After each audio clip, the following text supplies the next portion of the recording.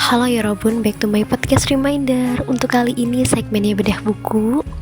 Buku yang gue ingin bedah yaitu adalah fakta-fakta mencengangkan.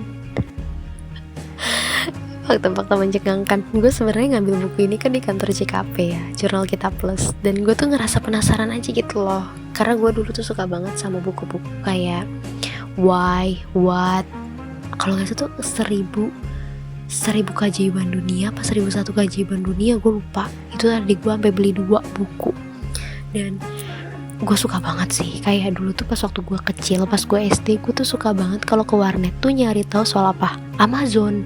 Gue heran, Amazon tentang konspirasi dunia lah, pulau ular lah, pulau komodo dan sebagainya. Cuman makin kesini ya ingatan-ingatan itu nggak gue cari lagi gitu loh, nggak gue konsumsi lagi informasinya. Jadi ya sedikit-sedikit ingat, sedikit-sedikit lupa. Lupanya lebih dominan sih ya.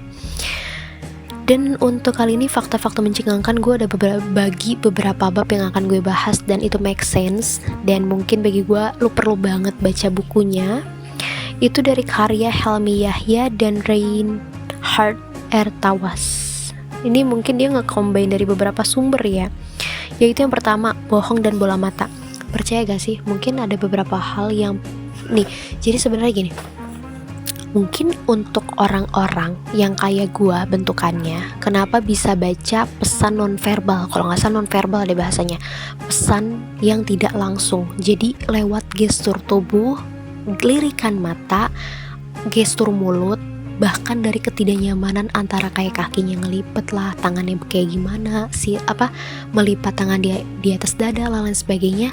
Itu tuh bisa kebaca karena yang pertama, gue tuh kedukung dari segi ngamatin orang. Gue tuh selalu ngamatin orang, itu yang pertama. Terus yang kedua, ini bentukan orang kayak gue ya. Ketika lu sadar kayak kenapa ya teman gue bisa baca kode gue kalau gue gak nyaman atau lain sebagainya tanpa gue ngomong gitu. Nah itu alasannya ini. Yang pertama, gue tuh sering ngamatin orang. Yang kedua, gue sering banget nonton film dan gue belajar dari gestur orang. Kenapa? Karena gue berujung pengen cita-cita pengen jadi director of cinema gitu kan, film, jadi sutradara film atau drama nantinya ke depan, insya Allah bantu doa. Itu ngebuat diri gue kayak belajar dari segi gestur ekspresi muka, tubuh, lirikan, desisan, apapun itu yang ngebuat pesan itu sampai walaupun tanpa harus ngomong. Nah itu gue pelajari dari film-film yang gue tonton.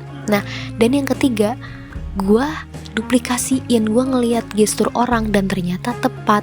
Nah makanya jangan heran ketika ada orang bentukan model kayak gue baru ketemu tapi ngerasa langsung klop, kayak seolah-olah kita tuh kayak temenan bertahun-tahun.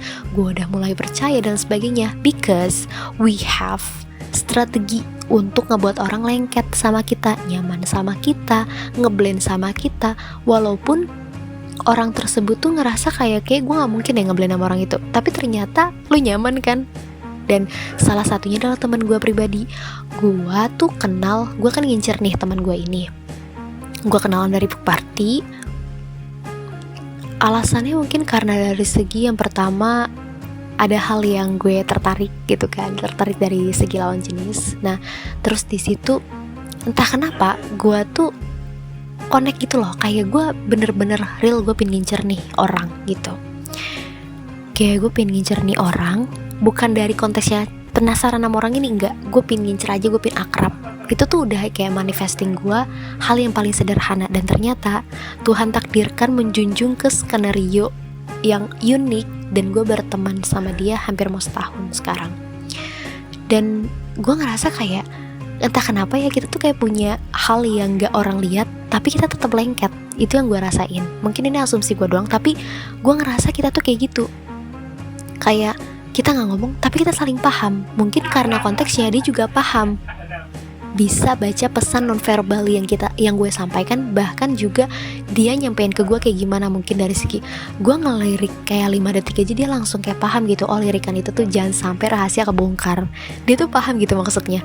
Kayak mungkin dari segi gue gak nyaman atau dia gak nyaman, dia tuh langsung ngasih kode ke gue dan gue paham, oh dia gak nyaman. Dan hal itu yang ngebuat diri gue alasan kenapa kita masih lengket sampai sekarang ya, because it's like this. Kita sering banget bikin pesan nonverbal yang mungkin orang tuh kayak ngerasa ini apaan sih orang gitu kan. Tapi padahal bagi gue pribadi pesan nonverbal itu sepenting itu. Jadi jangan pernah lo skip untuk mempelajari pesan nonverbal. Kenapa?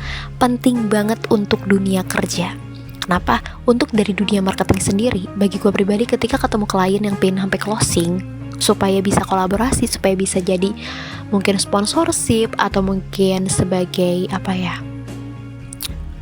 pemilik saham, bukan sih bahasanya, bukan, kayak pemegang saham atau dia mau investasi, atau dia pingin investasi ke perusahaan kita atau lain sebagainya gitu ya, pingin kolaborasi supaya makin gede lah perusahaan kita atau brand kita.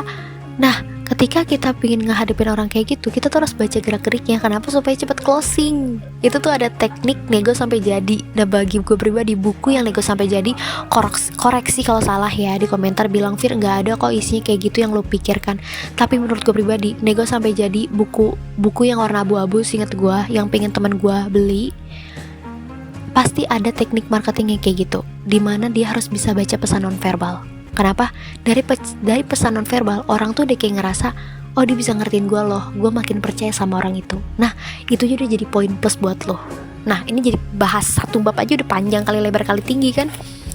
Makanya ini soal bohong dan bola mata. Jadi biasanya otak kiri itu sebagai auditory memory ya. Nah, kalau misalnya otak kanan tuh kreativitas. Jadi kalau misalnya bola mata kirinya sering ke kiri, atau ke bola matanya tuh sering ke kiri, itu tuh dia lagi berusaha mengingat. Jadi itu tuh udah refleksi otak kita gitu loh. Jadi kalau misalnya nanti ke kanan, bisa jadi itu lagi bohong. Iya gak sih, bener gak sih? Kan? Iya bener coy. Oh iya bener, gue masih inget berarti. Oke, lanjut, ini di bab 35. Gue akan membuka halamannya dari bab 35. Nah, ini paling dekat lah ya, 35, 30. Nah, untuk bab berikutnya yaitu wanita kulit terang dan kulit gelap. Nah, menurut riset yang ada di buku ini, fakta-fakta mencengangkan. Percaya atau enggak, kulit yang gelap jauh lebih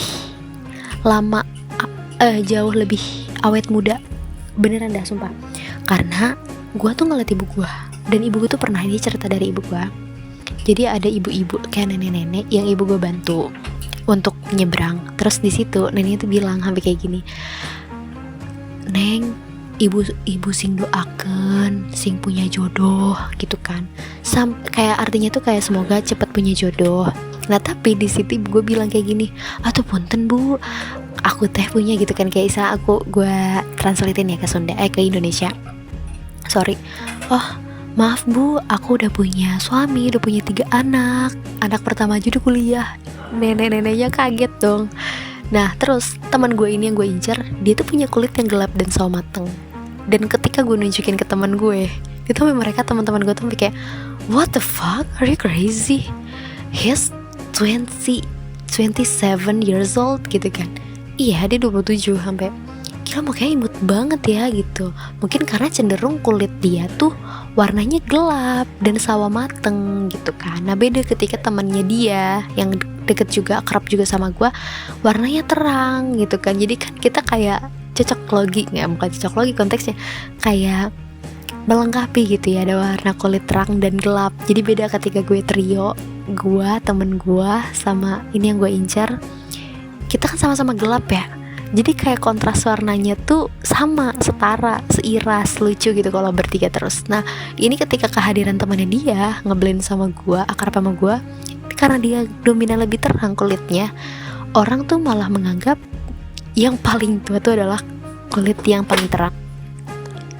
Kulit yang paling terang. Nah, jadi terkait soal wanita kulit terang dan versus kulit gelap, tapi menurut gue pribadi itu nggak make sense ya di cowok. Tapi nggak tahu ya, mungkin soal kulit cewek sama cowok kan beda ya. Tapi terkait soal teman-teman gue yang notabene dia kulit terang, itu tuh kelihatan jauh lebih dewasa dan lebih gimana ya bahasanya, gue takut banget nih kalau misalnya jadi bumerang. Enggak lah, canda. Jadi rata-rata temen gue, bahkan ibu gue pribadi yang gue ceritain, dan teman-teman ibu gue yang kulitnya putih itu padahal umurnya sama, itu tuh kelihatannya jauh lebih boros bahasanya gitu ya, sorry banget. Tapi mungkin setiap orang kan gak bisa ditakarkan dengan ngejudge warna kulit ya. Jadi ya gitu aja.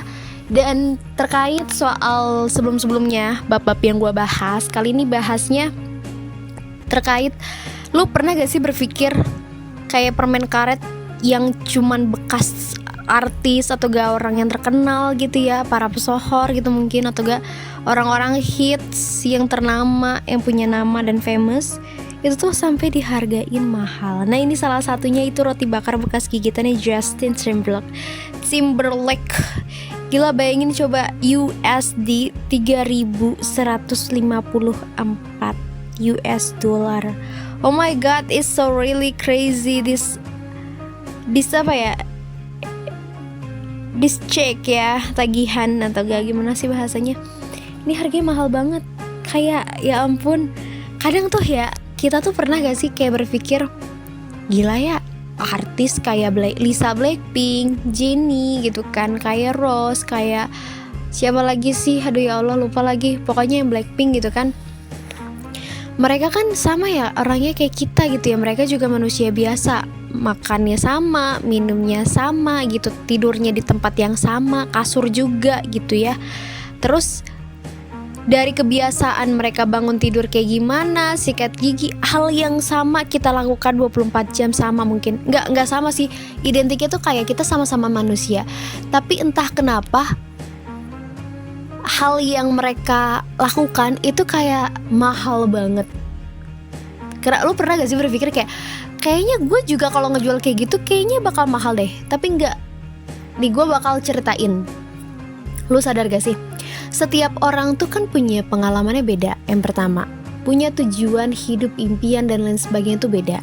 Cara mereka menghadapi ujian yang Tuhan berikan juga beda. Sekuat apa yang Tuhan berikan, perjuangan sekeras apa. Mungkin ketika lu lagi 1 menitnya lu rebahan, mereka tuh 1 menitnya tuh ngerjain hal yang jauh lebih kompleks dan ngebuat mereka cepet sampai ke tangga kesuksesan.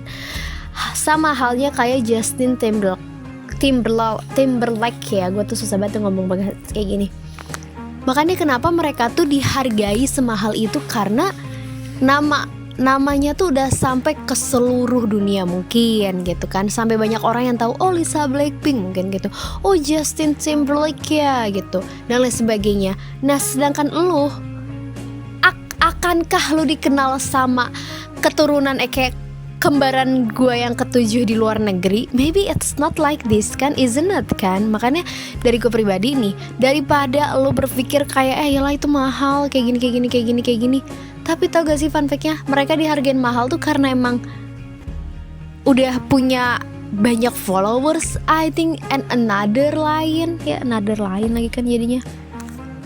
Makanya bagi gue pribadi, oke, mungkin kata gue mah, daripada lu menyesali dan menyedihkan hidup lu sendiri, kadang kan berpikir kayak gini ya, ya udahlah, ngapain sih hidup, bukan hidup ya, ngapain sih, kita mah nggak kayak artis, kita mah nggak kayak gini. Tapi kalau dari gue pribadi ya, simpelnya gini, lu tuh berhak lo untuk bermimpi. Emang semua itu pilihan lo. Mungkin Justin Timberlake gak ngambil kesempatan menjadi penyanyi atau gak menjadi pengisi suara, kan ada ya, dia juga pengisi suara soundtrack di film, gue inget banget True Colors, yang Trolls ya, itu judul lagunya Trolls yang I see you true colors, how much I love you. Gue lupa lagi liriknya, sorry banget. Nah dari situ gue tuh berpikir kayak gini, ketika 1 menitnya lu masih labil, orang di luaran sana tuh 1 menitnya tuh udah milih nekat, yaudah sini gue coba.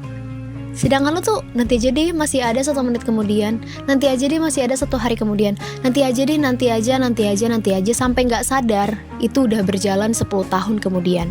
Dan 10 tahun kemudian orang yang lebih dulu memilih untuk sini gue coba, itu tuh dia udah jadi expert, sedangkan lu gak bisa apa-apa. Jadi make it simple, semua itu tergantung pilihan lu untuk kenal orang baru, pilihan lu untuk lepasin orang, pilihan lu untuk biarin orang pergi. Itu tuh semua ada di pilihan lo. Pilihan lo mau cepet sukses atau gak nanti aja, itu semua ada di tangan lo. Kenapa gue percaya ngomong kayak gini? Karena gue menyadari sekarang, gue bener-bener yang kayak, gila ya, kenapa gue dulu gak kayak gini?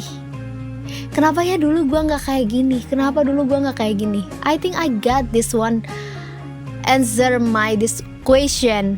Because karena gue nggak ngambil kesempatan untuk ya udah deh gue berani untuk keluar kandang, ya udah deh gue berani untuk coba kolaborasi dengan orang lain, jangan minder lagi sama potensi diri sendiri.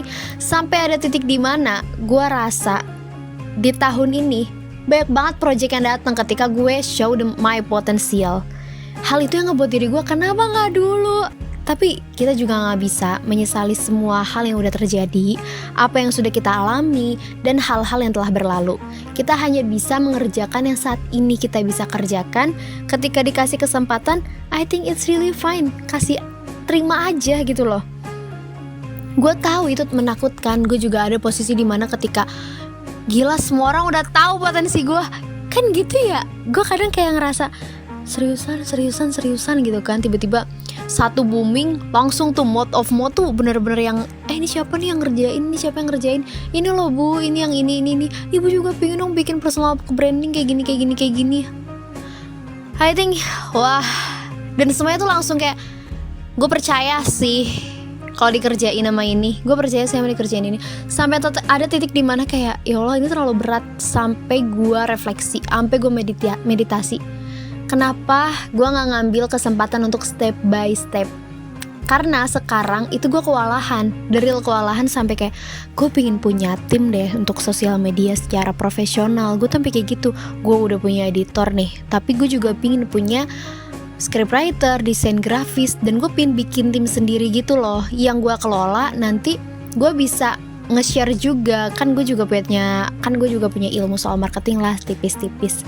Jadi dari mulut move jasa kita tuh jauh lebih enak gitu. Gue juga pengen bikin IG tentang ayo kita brandingin nih, mau siapa yang mau di brandingin gitu. Jadi dari gue pribadi kayak ya udahlah ya, itu telah terjadi. Jadi dari gue untuk bab ini terlalu banyak banget insight yang gue bahas. Gue akan lanjut ke bab yang terakhir. Bab yang terakhir, yaitu bab yang ke-70. Kira-kira apa nih? 70. Upsi.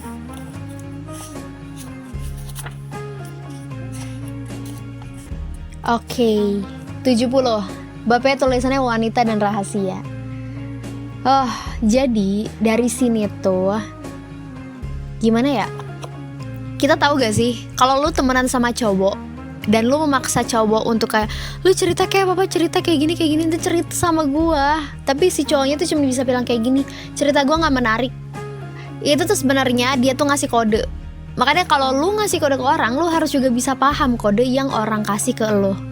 Konteksnya karena gue suka banget ya memaknai hal-hal kecil apapun, kayak ucapan teman gue, ucapan sahabat gue, ucapan keras gue gitu kan. Sampai ada momen dimana gue gak bisa maksa orang untuk cerita sama gue, tapi gue pingin dia tahu kalau gue terbuka, kalau dia pingin cerita apapun itu. Dan jangan juga menganggap cerita dia itu gak menarik, karena di mata gue semua cerita tuh menarik. Mau itu dia kepleset, gak ada kepleset mah pasti grafik mood kita naik turun ya. Mau dia kayak hari ini tetap sama kayak hari kemarin, I think it's really fine gitu. Temennya siapa, ketemu sama siapa, obrolannya apa di kantor atau lain sebagainya, I think it's really fine. Makanya kalau bagi gue pribadi, jangan pernah maksa cowok untuk cerita. Kenapa? Cerita itu kalau cowok tuh biasa memendam perasaan, memendam apa yang dia ceritain, dia jarang untuk bercerita. Tapi kalau sekalinya dia cerita, please, berarti lo it's really exclusive for this person, for him or for him sih. Jadi bagi gue pribadi, mungkin lo lebih baik. Jadi jangan salah juga untuk para cowok yang ngedengerin episode ini. Jadi cewek itu emang cenderung suka banget cerita, suka banget ngobrol, suka banget ngegosip. Emang itu udah kayak hal yang kayak fitrahnya gitu, kayak udah takdirnya yang Tuhan berikan mungkin ya. Karena kita kan emosional ya mainnya, karena kan perasaan tuh jauh lebih dominan kita dibandingkan logika. Apalagi emang kalau misalnya ada beberapa lu ketemuin gitu ya temen cewek lu, terus bilang dia bisa kok pakai logika.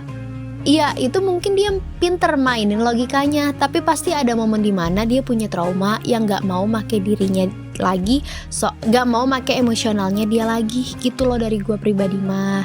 Jadi ya, I think it's really fine for you untuk gak cerita. Mungkin itu adalah ciri khas lu untuk memendam semuanya, tapi jangan juga lu mengutuk diri lu kalau gak ada yang mau dengerin cerita lu. Itu salahnya lu di situ. Dan itulah terakhir dari buku bedah buku yang gue baca, yaitu Fakta-Fakta Mencengangkan. Jujur ini tuh banyak banget bab-bab lain, tapi yang lebih out of the box sengaja gue pilih bab yang emang saling keterkaitan, yang emang relate dengan reminder kali ini gitu. Hal-hal yang gak pernah kita duga itu pasti ada di dunia. Misalnya contoh ya, ini salah satunya, ayam tanpa kepala. Lo pernah gak sih mikir ayam tanpa kepala? Gimana coba? Gitu aja dari gua. Sehat selalu. Terima kasih udah mau dengerin segmen bedah buku, dan semoga lo mau dengerin segmen bedah buku yang nantinya akan tayang lagi. Jangan lupa juga dengerin segmen lain. Mungkin request bareng Firda, lo mau request silahkan. Lo mau jadi terlibat sebagai narasumber di Back to School, boleh banget. Bahkan ada segmen-segmen lain yang bisa lo dapetin insight-nya. And see you next time in the next episode or segment, and bye.